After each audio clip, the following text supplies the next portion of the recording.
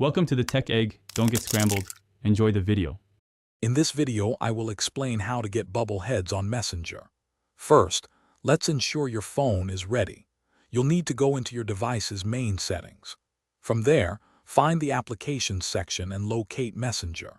It's super important to grant Messenger the display over other apps permission. This allows those handy chat bubbles to pop up right on your screen, making your conversations easily accessible no matter what you're doing. Now that your phone's permissions are set, let's dive into the Messenger app itself. Open Messenger and look for your profile picture, typically located in the top left corner of your screen. Give that a tap. This will take you to your personal settings. Scroll down a bit, and you should see an option clearly labeled Chat Heads or sometimes just Bubbles. This is where you'll activate the feature. Once you've found the Chat Heads option, simply toggle it on to activate those convenient floating bubbles.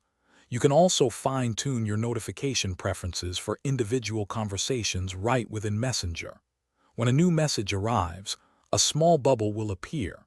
Just tap it to jump into your chat, or, if you're done, simply drag the bubble down to the bottom of your screen to close it. It's that easy to manage your conversations. If your chat heads aren't working as expected, don't worry, we have some quick fixes. First, make sure your Messenger app is fully updated to its newest version. Sometimes a simple app update resolves many issues. If that doesn't work, try restarting your entire phone. A fresh start can often clear up glitches. Lastly, check your device's battery optimization settings to ensure Messenger isn't being restricted from running in the background. Thanks for watching. Consider subscribing if I helped unscramble your problems.